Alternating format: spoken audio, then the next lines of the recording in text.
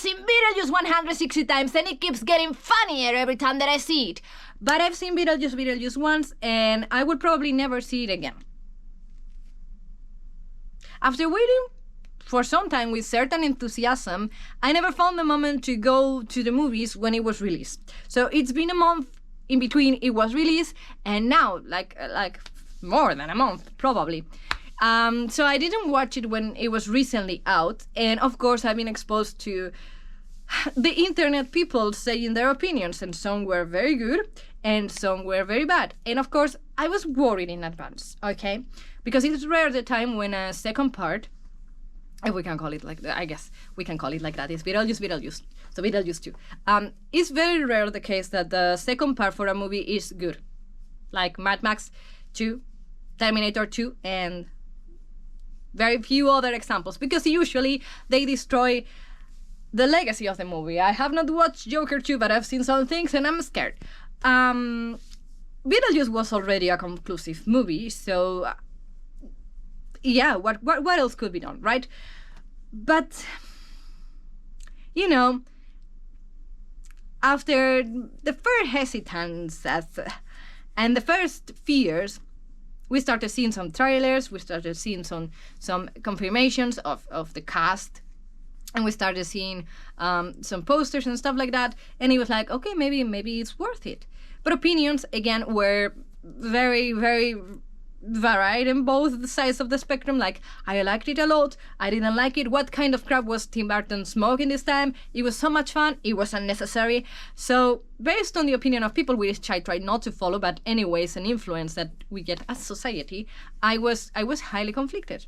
So even if I had the idea of going to the movies as soon as I could, I've been delaying that, okay? Beetlejuice is one of my favorite movies of all time. Probably the favorite, along with Conan the Barbarian. Yeah, so the standards were very high. I grew up missing with a lot of nostalgia the Beetlejuice cartoons that for whatever reason, people around me seem to not remember. But my teenage years brought something magical to my life, and that was the internet. Knowledge, information at the reach of my hand and my screen. I was exposed to a certain list of movies that every dark soul should watch. And of course, Beetlejuice was on them. I was watching all the movies to try to discover more. And I was not clicking with the others, like The Crow, Interview with a Vampire. I love them, okay? But they did not click, they did not resonate the same way that Beetlejuice did. When Beetlejuice showed up in my life, it was like, oh yes, this. So on that list, I saw the title Beetlejuice, and I went to the 7 Seas server, if you know, you know.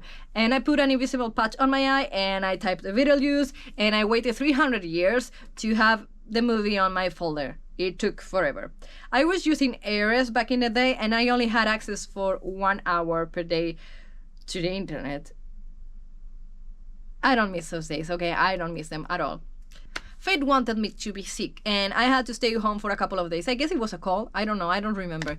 But I was allowed to use the internet for more hours than usual, consuming the remaining hours for the rest of the month. But yeah, the first night of being sick, I did some discoveries that turned into core memories for me, okay? A window opened in front of my eyes. It was me clicking a folder, and there were 2 things: the Beetlejuice movie and the video of I Don't Wanna Be Mean by Typo Negative. 2 major pillars of dark humor right in front of me, and for me they are connected somehow. I remember feeling very sick on my body, but my brain was on fire with the excitement. It was instant love, a perfect match. Don't you see it? I hope you see it. Peter Steele was a genius with a type of humor that filtered on everything that he did. Dry, sarcastic, politically incorrect, all behind a facade with mysterious looks and dark taste that also resonates with the world of Tim Burton. So I fell in love with the movie. Even if it was not like the cartoon that I held dear in my heart, I had no complaints whatsoever. It was campy, it was absurd, it was bonkers, it was dark, it was irreverent. There, in that moment, I became devoted to Tim Burton. Except nothing can top Beetlejuice for me because, as I was saying, it's one of my favorite movies of all time. My top 2. My 19th birthday cake was a lovely surprise by a friend back in the day that included a cartoon version of Lydia and Beetlejuice, and I almost ate the paper because I thought it was edible. I painted this jacket also with the cartoon version of Lydia and Beetlejuice for my store. It got sold out very quickly, so that made me very happy. And not happy with that, Because I did the stripe myself. It was a white jacket, okay? I decided to paint a new striped jacket using a white one to make a last-minute Halloween costume on 2019, I think it was. Here are the pictures. That's me. That's me dressed as Beetlejuice.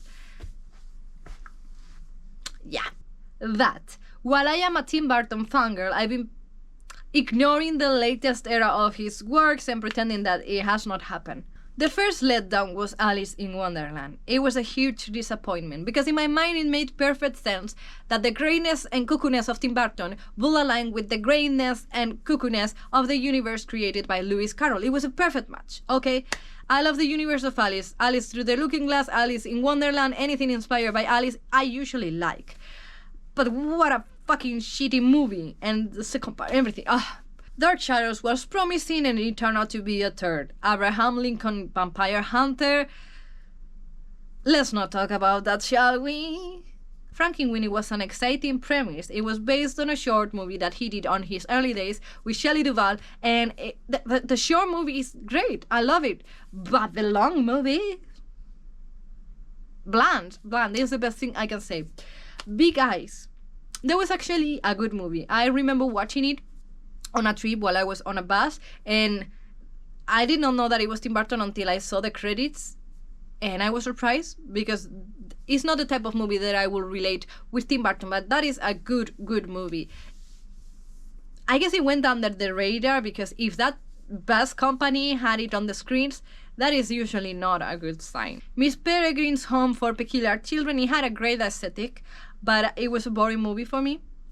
I didn't like it. Dumbo was another painful attempt of doing a live action of the classical Disney movies, and it turned out to be unnecessary and insulting in some way. It was bad. Then I recovered the hype with Wednesday, the series, because obviously another perfect match in my mind, in our mind, in everyone's mind, the Addams Family and Tim Burton. But the series, who wrote it, is not the Addams Family. It's just, if it was a fantasy series for teenagers, it could work, but it was not the Addams Family, and I didn't like it. I didn't like it. There were some ideas though, but overall I did not like it. So rumors of Beetlejuice 2 have been going on for years, and my first reaction honestly was no way. There's no need. The movie had a closure. It doesn't need a sequel. It will be disrespectful, and Tim Burton will not do that. It was an idea that nobody wanted to consider because it didn't make any sense. But it started to take form, it started to take shape and become real. And we had posters, we have trailers, we had confirmations of the cast, including original actors like Michael Keaton, which honestly, without Michael Keaton, there would be no Beetlejuice. Winona Ryder, Catherine O'Hara. Because we know, Tim Burton is very loyal to his muses, and that is something amazing of his job and his work. And from time to time, he likes to bring new blood and squeeze it. Like when he gets obsessed with someone, he really gets obsessed with someone. In this case, it's the very, very watered down and bland acting of Jenna Ortega, who looks like a lost child of Winona Ryder and Johnny Depp, and you cannot deny it. I personally discovered Jenna Ortega on the movie X, and to be fair, she did a great job. It was amazing on that movie. But I'm strongly disliking this new label of dark character that they are putting on her because it does not bring that charisma to me. It brings spoiled, bratty, first world problems kid dressed in dark colors, and that's it. She does not bring that type of outcast, misunderstood, quirky, sometimes edgy, sometimes sweet type of character that is so iconic of Tim Burton's movies. She just brings a very annoying type of girl with a very flat performance that could fit more on a cheap remake of Mean Girls if it was not for the looks. But anyway, she's the muse of Tim Burton, and she was announced for the movie, of course. So let's give her a chance. Let's give her a chance as well as the movie. Spoilers everywhere! Run away. If you don't want spoilers, go away, go fuck yourself, leave this video. If you continue, it's under your responsibility because I'm gonna be butchering the whole movie, basically. I will leave nothing to your imagination. I said that. From the beginning of the movie, it's very clear that they don't want to do a sequel in the terms of bringing something new to the table, that they really want to squeeze the nostalgia factor. And that's That's the main point of the movie. The nostalgia attack starts as soon as the credits hit. The music is a reprise of the iconic composition that Danny Elfman did for the original movie, but this time there's some twitches and arranges that, for me, take all the magic away. It takes the quirkiness, it takes the flamboyancy and the over-the-top. It makes it... I don't know. The movie starts with a plain shot that also reminds to the first movie. From the very beginning, we start noticing references, homages, and Easter eggs all over the place. My intention when I started watching the movie, I was very excited, honestly, was to make a video pointing out all the Easter eggs and references and homages that the movie had, because I was pointing like a kid, like, this, that. So I was very excited. But as soon as the movie kept going on, I was feeling like, nah, I'm not going to do the video. Then I could not sleep. I was thinking about the movie in my dreams, the little that I can sleep, honestly. And I had to make this video. The camera runs through the village. We get to see the house that was the scenario of the first movie. And then we get to see a silhouette that is basically Lydia. It's Lydia, and she's grown up because she's an adult, but that's it. Everything looks exactly the same on that silhouette. The hair, and yeah, it's her.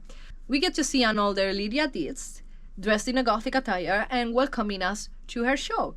Yes, she has a show. It's called Ghost House, which is a reference to the original title that they intended to put to the first movie, but luckily they didn't, because Beetlejuice is an amazing title and Ghost House is not that great. So that's a cool reference.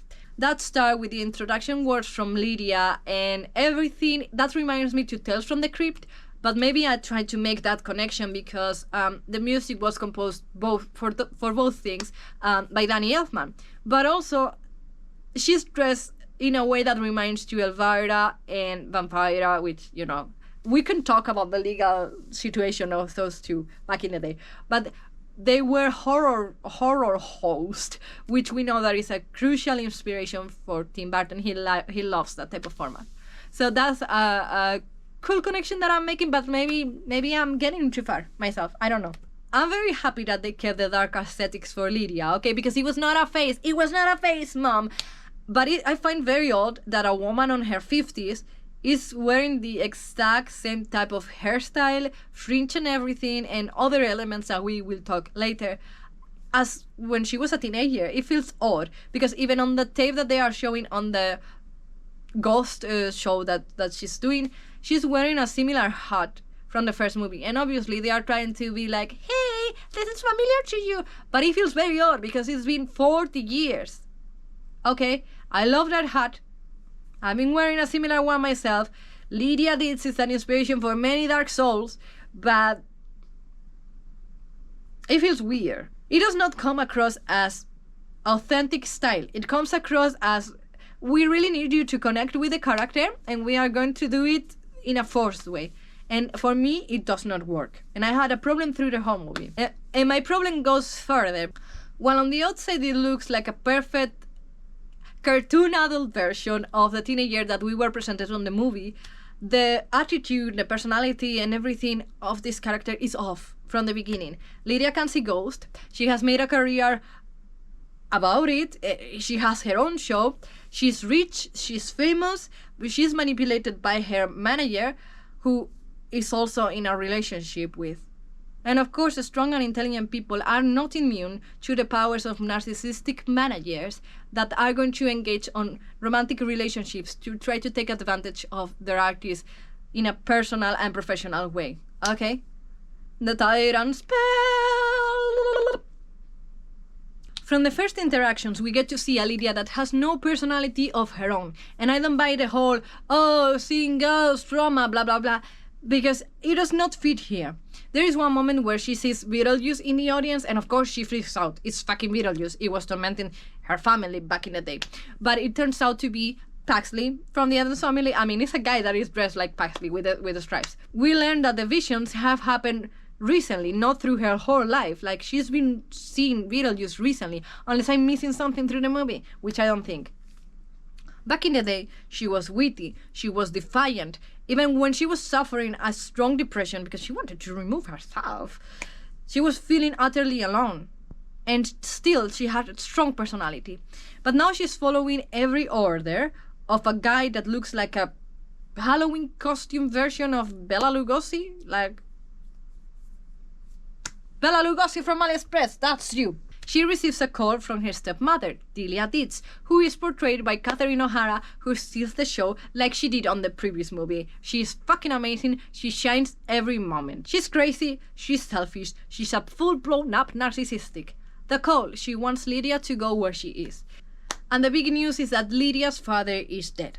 He suffered a horrible and twisted accident that keeps adding and adding details through the narration. That part was super funny with the stop motion and everything, and it seemed like, oh, there is more. It was very funny. The whole tale was bonkers, filled with dark humor, and it was spot on. Delia is making it about herself, of course.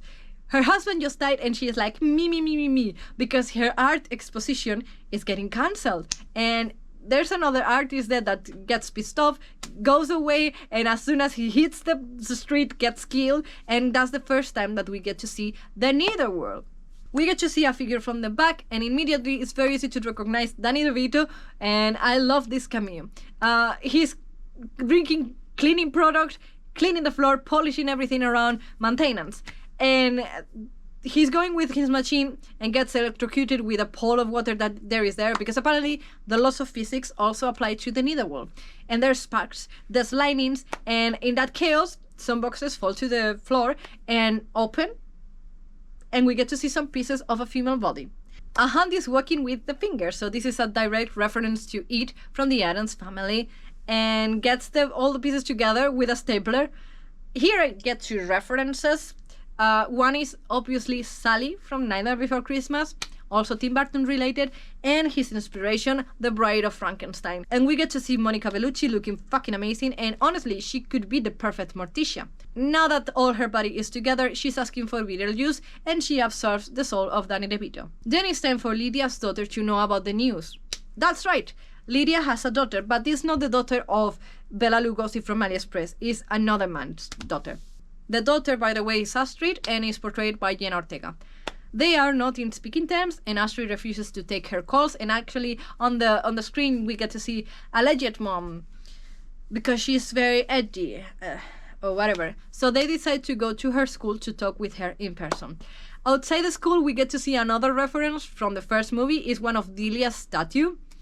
And it turns out to be that there is like an art college or something founded by the Ditz family, something like that. Of course, Delia is making it about herself again on the patio, screaming, so Astrid can hear her from the window and saying, "Your grandpa is there!" while she's wearing an outfit that kind of has Beetlejuice vibes, with that black and white, very over the top, and it's very funny. They are going to spend several weeks on the original house from the movie for whatever reason. Apparently they want to sell it, but it's like, yeah, several weeks because it works for the script. Anyway, we are not going to complain about cuckoo scripts, but yeah. We get to see another familiar image with the model that apparently is there after 40 years. Beetlejuice is still living there. And we get to see his desk, and he has a photograph of teenager Lydia. He's working as an afterlife call center manager, and there's other employees who had shrunken head. Okay, and in the first movie it makes sense, that type of character, because there was a shaman next to him with the powders, and he was shrinking his head, and that was funny. It was a good gag. But here there is several of them that, by the way, are wearing the name of the producers of the movie. That's a cool detail. But it's like, why? How? What sense does it make? But it's funny. It's funny. Okay. In this case, I don't mind it. CGI is actually very good. It's very well done. I love what they did with those characters. And there's also animatronics combined with other characters, and it works very good. You know that I usually prefer practical effects, but when the CGI is applied in a good way, I have to admit it. For whatever reason, Beetlejuice is working. Why? Like, are they short of employees in the afterlife? Because they did not like Beetlejuice because he was conflictive and he was causing trouble and he's not reliable.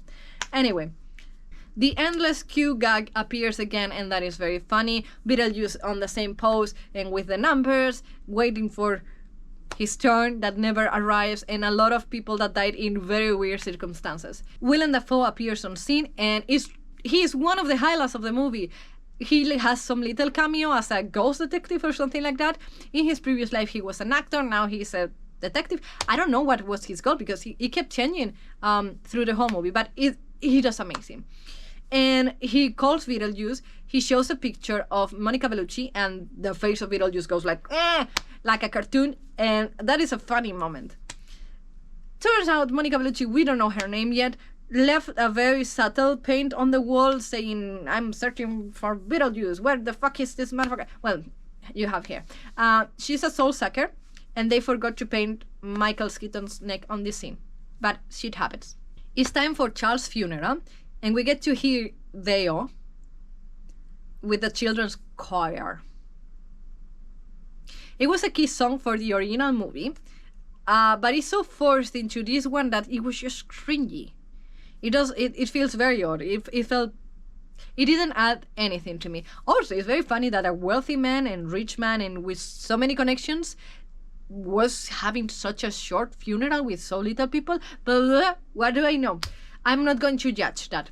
In the meantime, we get to see Astrid being a very angsty teenager, blaming her mother because while she can see ghosts, she cannot see her father's ghost, meaning the father of Astrid, ex-husband of Lydia. What's left of Charles' body goes to a drying cleaning place in the afterlife. It's served for the next scene.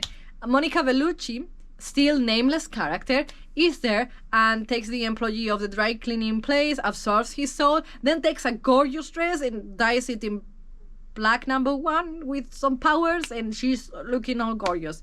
Oh well. In the next scene, Beetlejuice confirms that he is indeed his ex-wife, and he starts speaking Italian.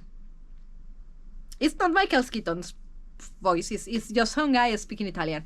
But he narrates that he was an Italian grave rover, not gravedigger is the band, grave rover in the medieval ages, and they met in the cemetery while he was performing his activities. They married in a very sadistic ritual that consisted in many things, like ripping off the head of some chickens, which reminds a bit to the incident of Ozzy Osbourne with the bat and the pigeons. They get married, and surprise, she was the leader of a cult, and her intention was to take his life and soul so she could get eternal life. And she poisons him, and in exchange, he kills her with an accent. That's why she was split up. After this forced explanation to make Beetlejuice Italian, I don't know, to justify the accent of Monica Bellucci, whatever, because Michael Keaton does not have an Italian accent, because he's not Italian. So I don't know what was the deal here. In the first movie, there's some comments of Italian, but not saying that he's Italian. Anyway, there's another familiar music sounding on, is Regnava nel silenzio from the opera Lucia Lammermoor, and is sounding on the funeral or something. Not the funeral, it's not a funeral, but this scene. And on the original movie, it was sounding while Lydia was writing the suicide note. Delia is going bananas with her collective grief project and has all the house covered in a black veil. There's new reference that distant family members, I don't know if they were distant, they were family.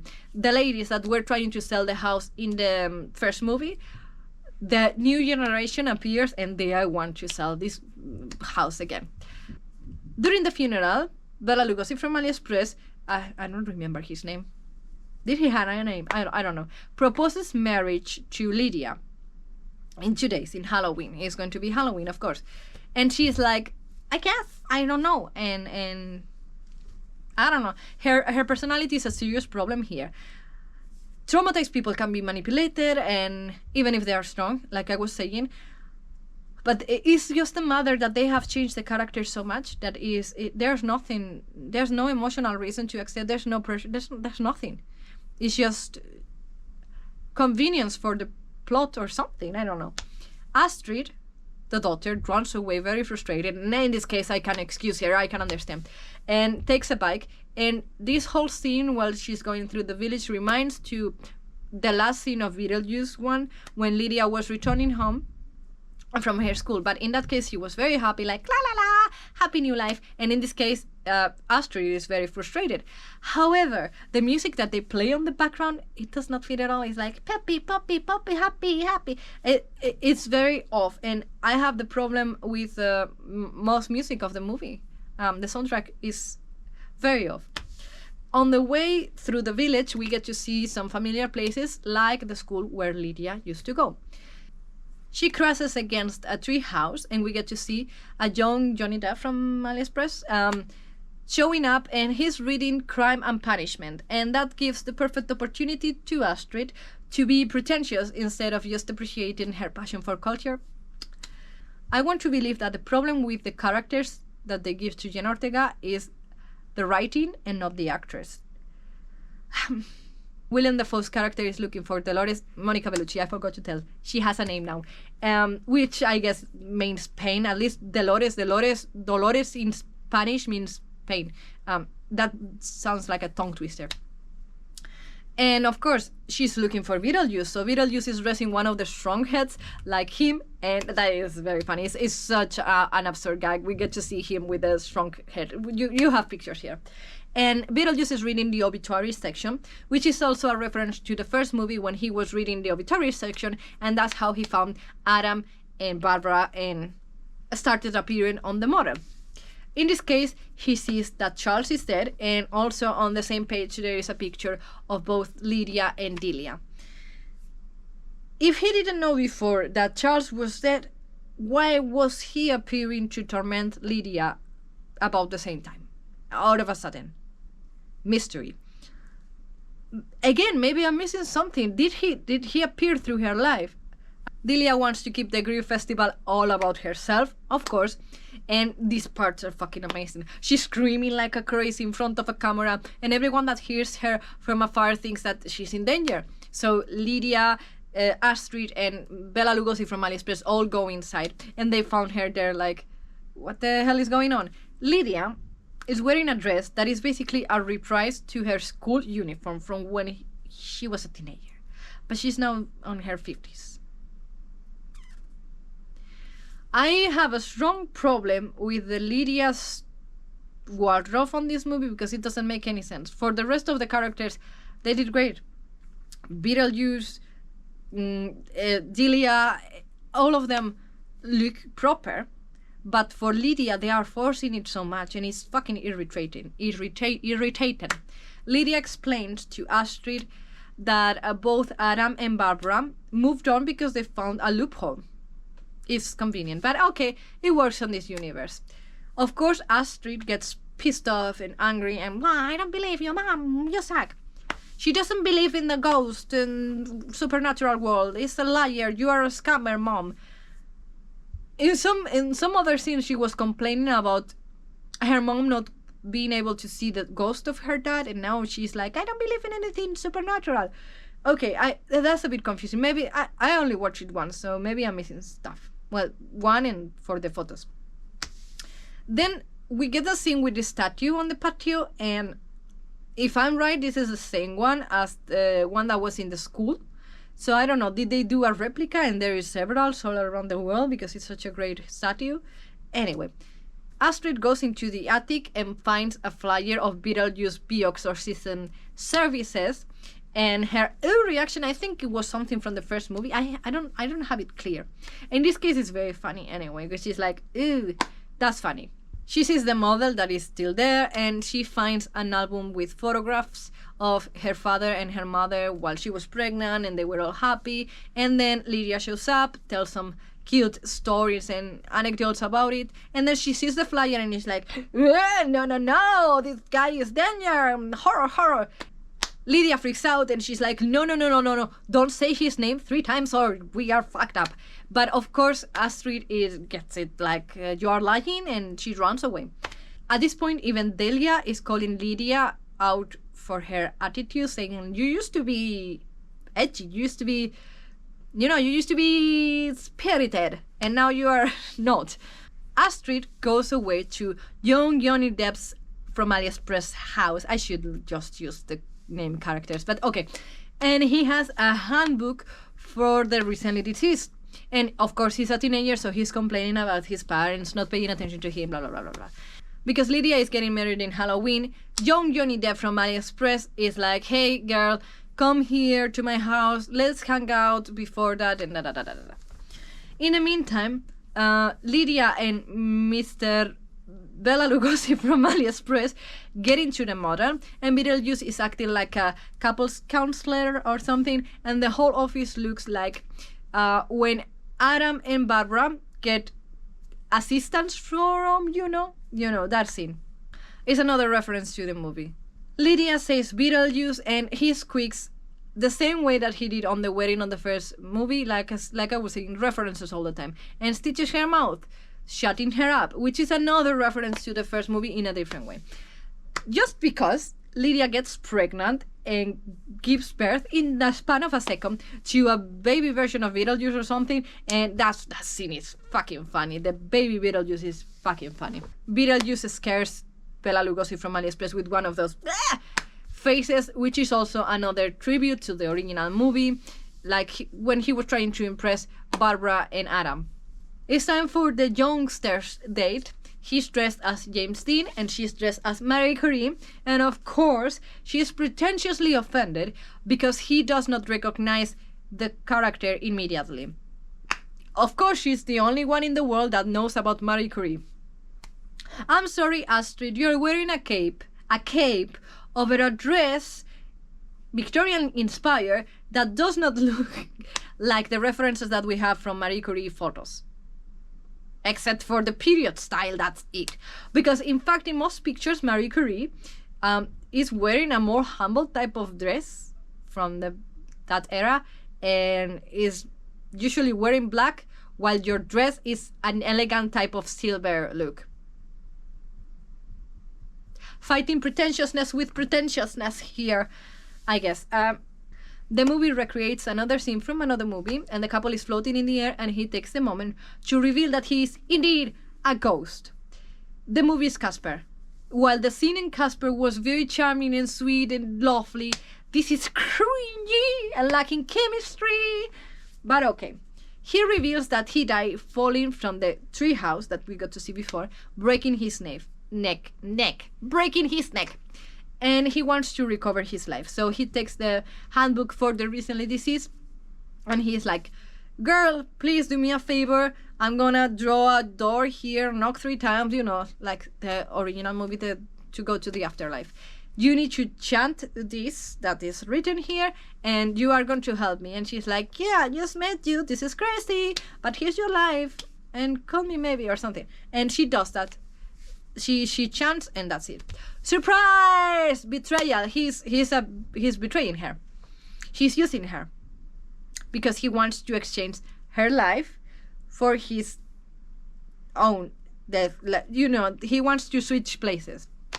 Lydia finds out that her daughter is not only on the house of a dead young man, but he also was the murderer of his own parents. He was not nice at all. And of course she goes there to try to rescue her daughter, but it's too late, and she grabs the handbook for the recently deceased and leaves. Of course, the only way to solve this issue is to invoke the demon that was tormenting her family on the first movie. And she was warning everyone like, no, Beetlejuice, caca. That's what she's doing now. Lydia in the previous movie was the only one that read the handbook for the recently deceased and was able to understand that. She just took the book with her own fucking hands from the house of the young man and is like, let's call Beetlejuice. Okay, whatever. In the meantime, we have Astrid and young Johnny Depp from AliExpress doing the whole trade thing, like, hey, my life or yours thing, against her will, of course. And her dad happens to be working at immigration in the afterlife. That's a small place, okay? What are the chances? It's a very small place. Delia is still performing her cuckoo-ness and selfish Egyptian funeral rituals. She ordered a snake, saying, hey, this one does not have poison, but turns out it has poison. So she is like, you were my king, I am your queen, sorrow, whatever she's saying. And the snakes, as soon as she takes them, And she said, it's a very funny moment, okay? I enjoy that.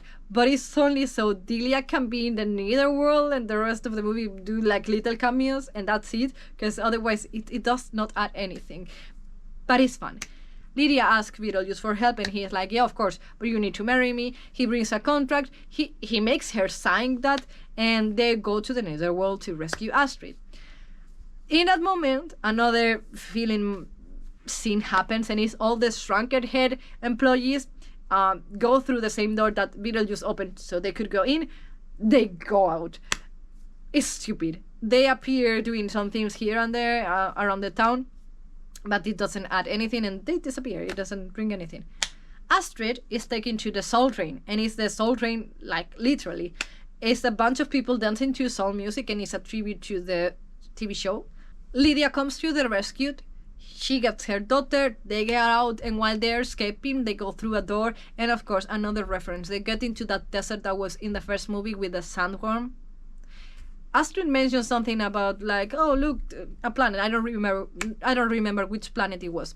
And this scene, while I was praising the CGI before with the shrunken head people, the worm is not good CGI on this scene, and the whole stand thing, it looks no. The previous movie, yeah, it was stop motion and maybe it has not aged to the standard of some people, but it was charismatic, it was unique, it was very well done for that time. But this one is not going to age well. Anyway, while they are there on the desert, they get rescued by their dad that was working on immigration because chances. They get out and Beetlejuice gets rid of young Johnny Depp from AliExpress, so he does not recover his life, and that's it. Beetlejuice has saved the day, and it's time for a red wedding. Of course, they wanted to replicate the fucking iconic red wedding dress. It feels very forced, like every piece on the wardrobe of Lydia is very forced. The wedding was supposed to be Lydia and Bela Lugosi from AliExpress, but now it's Beetlejuice and Lydia, so Beetlejuice is putting some truth serum, whatever, on his neck, and he is confessing everything like, I didn't love you, I just wanted your money, blah, blah, blah, blah, blah, blah. Surprise, but it's such a filler. Beetlejuice has appeared in scene with Delia for whatever reason. Maybe he was like, oh, your family, you need to be on the wedding. I don't know. She's a funny character, but it's forced because they need her for a very unnecessary and dragging musical and dancing number. That is basically a reprise to the possession scene during the dinner on the first movie, but lacking everything. Like, the choice of the song is fucking it's unnecessary. It's woof. I felt like that scene was never ending, and when there was a moment that I thought it was going to end and it didn't. And of course, they are throwing some moves that remind to that dance that they were doing on the first movie.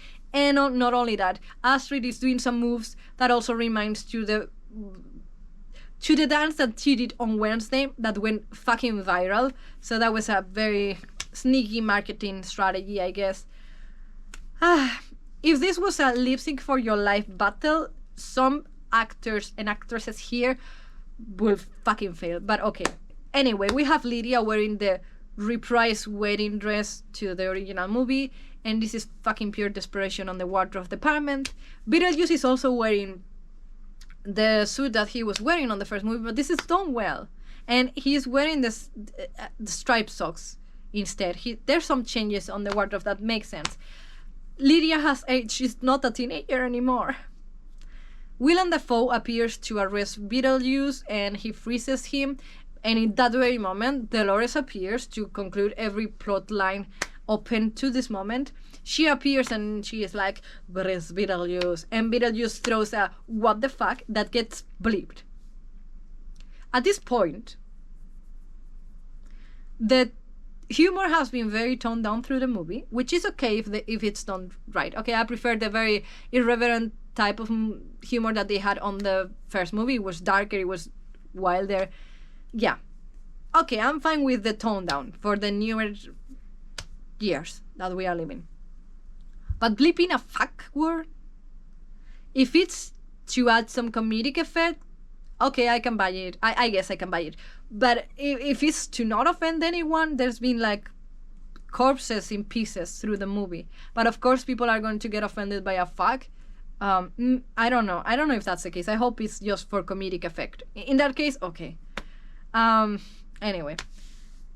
While that is happening, the confrontation with Dolores, Astrid, of course, finds the moment to grab the book from the floor, the handbook for the recently deceased, go through the pages, and find the exact page that she needs, and she grabs a lipstick from her grandma, draws a door in the floor, opens, and a sandworm. A sandworm appears, and this is Dolores, this is Bela Lugosi from AliExpress, this is the sandworm, like the first movie. Gone. The villains are gone except Beetlejuice, who brings out the contract and is like, Lydia, you need to marry me. But Astrid, again, saving the day with her amazing intelligence and arrogance, is like, hey, you actually brought my mom into the netherworld while she was alive, so that is illegal and the contract is not valid anymore. Lydia says Beetlejuice 3 times, Beetlejuice explodes, Willem Dafoe defrost, takes Delia back, which was not his intended mission. He was going there to arrest Beetlejuice, but okay. It takes Delia back because she's dead, and the final scenes, I'm not even going to mention them, because what the fuck is happening? I don't know. Just an excuse to bring the Beetlejuice baby again, which is funny, but it didn't, yeah. Anyway, movie ended. The movie started well. It started very well, actually. I was very surprised. The humor was fine, despite preferring the type of humor of the first movie, of course. But if we have in mind the situation, I was enjoying it. Okay, it was good. The references, Easter eggs, and all of that was very exciting. At the beginning, I was pointing them out like a child, like, oh, this is from here, da, da, da, da. But as the movie kept going on, they felt heavier and heavier, and more forced, and yeah. It was a very, don't forget the nostalgia type of pushing that didn't work for me. Beetlejuice was a cool character, of course. Michael Keaton did a great job having in mind the circumstances. The movie was so messy that everyone did what they could, having in mind the circumstances. The only problem that I had with Michael Keaton, and this is completely personal, is that because he was using a deeper tone compared to the first movie, which is understandable because he's older, I had issues understanding some parts of his dialogues. I also had issues with the original speech of Beetlejuice in the first movie, okay?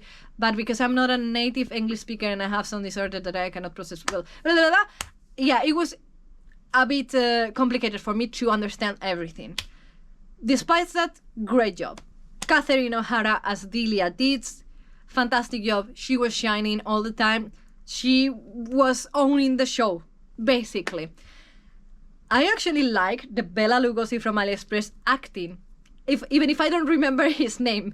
It was fitting, the quirkiness, the dark humor, everything was spot on. But sadly, the character didn't really bring anything to the spot. Anything. Jenna Ortega, you know my opinion. I really want to believe that it's not the actress's fault, because that would be very harsh. But the characters that they are giving to her and the instructions, they are not making a favor, okay?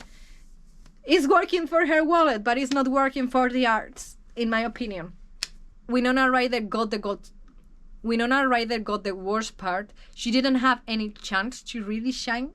They did very dirty to her character. It was, yeah. And also, they forced her with the dressing all the time. I've been repeating this over and over, but the lack of personality on the character, the poor lines, everything, and the dressing was a fucking awful combination. It was not an homage. It was destroying the character, basically. On the dressing department, they did great with Catherine O'Hara, so it's not a problem for the movie. She was wearing crazy cuckoo outfits that were having these vibes of Beetlejuice, blah, blah, blah, blah, blah, blah. You know, unusual choices that really fit the character. It was a good execution, but with the character of Lydia, I don't know who was in charge. It was the same people, it was others, I don't know. She was supposed to be the main character along Beetlejuice. There were some great moments through the whole movie that really cracked a laugh, like the baby Beetlejuice thing, creature demon, that was biting legs and getting kicked through the room. Like, it was savage. The musical choices and the musical moments, just unnecessary, completely unnecessary. All the secondary characters were really spot on, like Willem Dafoe. he was amazing in every of his moments, shining. Charles, whatever was left of Charles, every scene that was made with that character was very funny, like a filler and conducting the story. That was very cool. But then Dolores, there was potential there, but it didn't lead nowhere. It was like too many plot lights open at the same time for no reason, just for the sake of adding and adding to the movie. And they could have done a cleaner script, funnier, but I don't know why they felt the need to bring so many characters and so many stories that didn't really connect and really didn't bring anything to the table. It was unnecessary. It's a nice movie, after all. I may have been harsh in some parts, or maybe not, but it's a nice movie, I have to admit. But it's a nice movie for once, and only for the travel of nostalgia for many people, and maybe new audience are seeing it with a different perspective, but I don't think they are going to take it as a classic and remind this in 40 years like, oh yeah, Beetlejuice blew my mind. I honestly don't think that's going to be the case with Beetlejuice. The movie ends in a way that kind of opens the door for a third movie. It will make sense with a title, Beetlejuice, which you are not supposed to say 3 times anyway, and I just did. But I hope it does not happen. And that's it for today.